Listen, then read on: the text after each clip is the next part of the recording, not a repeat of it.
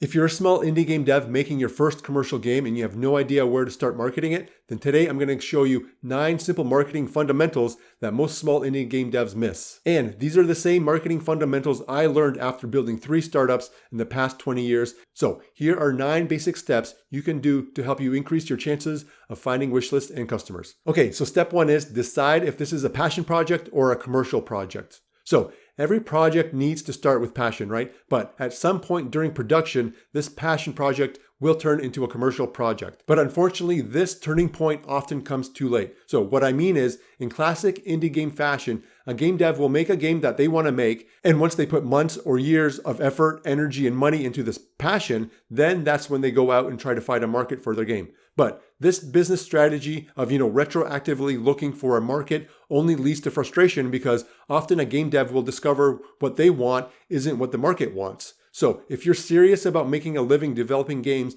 then yes, start with passion, but decide early on that this is a commercial project. And you'll soon see why this simple change in mindset can lead to commercial success. So let's keep going. Okay, so step 2 is stop focusing on you. If you want to market your indie game and find wishlists and customers successfully, then you need to stop asking what you want and go out and figure out what the market wants too. And this is why small indie game devs that only focus on their passion fail, because they don't bother checking if this passion also is shared by the market as well. And part of the problem comes from the job world too. In the job world, if you just show up, show some passion, do your work, you'll get a paycheck. But when we start our own, game studio, just because we show up, work hard, get our job done, and, have some passion into it, doesn't mean that we'll get paid like we did at our job.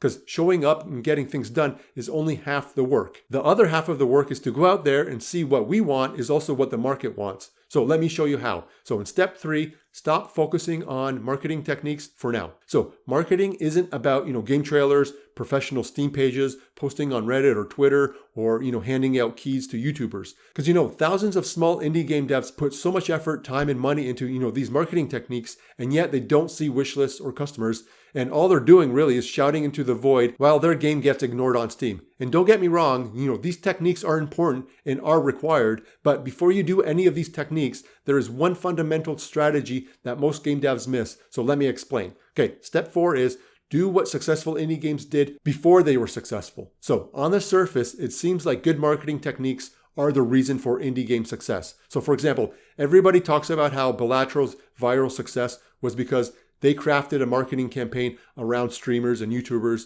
at the center. But if you read Local Thunk's blog, and I'll have the link in the description below, he outlines his development in chronological order. And you'll notice what he did before his viral success is something that most small indie game devs miss. And you'll notice that this is very similar to what Larian Studios did with Baldur's Gate 3. So what am I talking about? What is this fundamental marketing, technique that most small indie game devs miss? So let's talk about that next. So in step 5, learn directly from customers. So remember, if you want to make a living making video games, you need to change your mindset from, this being a passion project to it being a commercial project.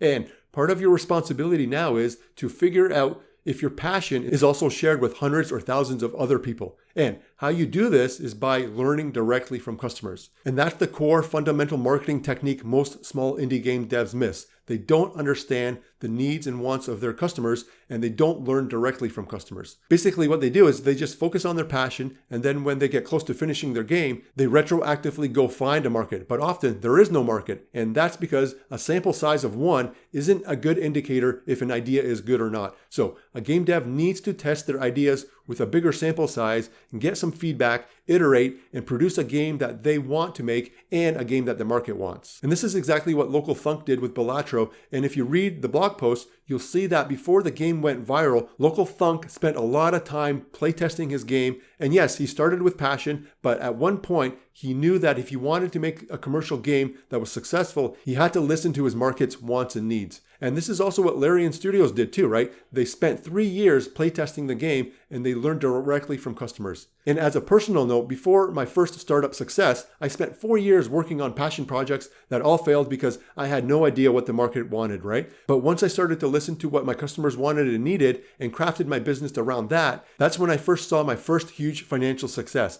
And I used this lesson when I built my other 2 startups. Okay, so how do you do this exactly? How do you learn directly from customers so that you make a game the market wants? So let's do that next. So in step 6, begin your player-focused development strategy. So it's important to follow your vision and your passion. But if you truly want to make a commercial game that will be profitable, you have to test your ideas and assumptions against the market. You need to face, some resistance if you want to grow. It's just like a muscle or, your brain. It needs resistance to grow. So forget about wish lists or YouTubers or streamers for now. Your only purpose right now is to see what you want is what the market wants. Again, the idea is not to make a game, then retroactively see if there is a market for it. The idea is to produce a game around what the market wants and needs, and at the same time, follow your own vision and your own passion. And to make a game that the market wants and needs, you need to test your game prototype or beta build against your market and learn what they have to say. And this step is very hard because rejection sucks. And this fear, this rejection is why most game devs,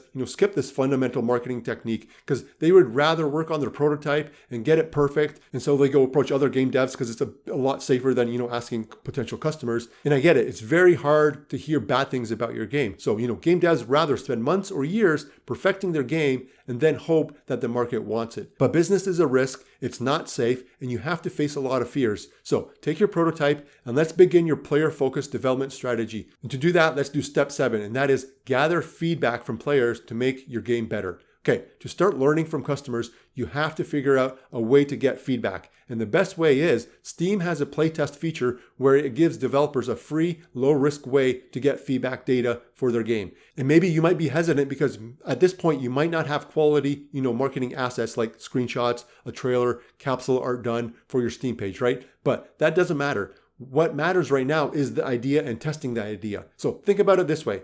Say you're thinking of running a hot dog stand, right? What is your first priority? Is it finding an artist to get you a nice logo? Is it, looking for a nice stand? Is it looking for a good location? No, your priority right now is to make sure that your hot dogs taste good, right? You want to make a good product. So you first spend your time, sourcing out ingredients and making a tasty hot dog and having your friends taste them and then have the public taste them, right? Then once you find a good tasting hot dog that people like, then that's when you start, worrying about little details like, the logo or the stand and the location. Again, after you have made a good product. And it's the same thing with your indie game. Your first priority is how fun, engaging, or interesting your game is. Focus on that. Don't worry about the quality of your marketing assets just yet. That will improve later. So whatever your assets you have right now for your Steam page, they're good enough. So go get a Steam Playtest app ID, put up the Playtest button on your Steam page, and once you do, you will start seeing organic traffic to your Steam page.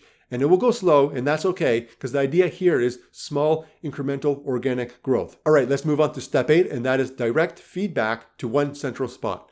On the main menu of your game, have a feedback button that directs players to one central spot where you can engage, with your audience directly. And when you're engaging with your audience, let them know what kind of feedback you're after. Be specific. Is it game bugs? Is it design? Is it gameplay? Is it story, mechanics, art? It's important to figure out what you want to know because asking people general questions like, hey, what do you think? Will only get you, general feedback, and general feedback won't help improve your game. But if you ask specific questions like, how do you like the combat animation? Because specific questions like that will get more specific answers that you can use to help improve your game. Okay, here's step 9. Find their need and they will come to you. So when you learn directly from your customers, get their feedback and use that feedback to iterate, then you're making a game that the market wants. But if a game dev sits alone, makes a game that they want to make and maybe gets feedback from other game devs, then they will never learn what the market wants. And no amount of marketing will work if they get the market wrong. But if you can discipline yourself and work on learning what the market wants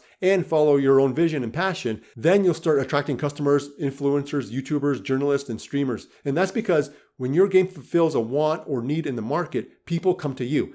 And that's all marketing is, right? You create a product that the market wants and needs, and then when they hear about this game or see it, they say to themselves, that's exactly what I'm looking for. Because the best marketing that works for small indie game devs is organic word of mouth. But it has to begin by knowing what the market wants and needs. But when a game dev makes a game that they want to make without considering what the market wants too, then their marketing just tries to talk people into wanting it. And you want to avoid trying to talk people into something because that rarely works. All right, there's a lot to unpack here. So if you're still stuck and you still have some questions, then leave a comment and I'll help you the best I can. Thanks for watching. Thanks for listening. My name is Dariusz. Please subscribe if you found this useful, and I'll see you in the next video. Later.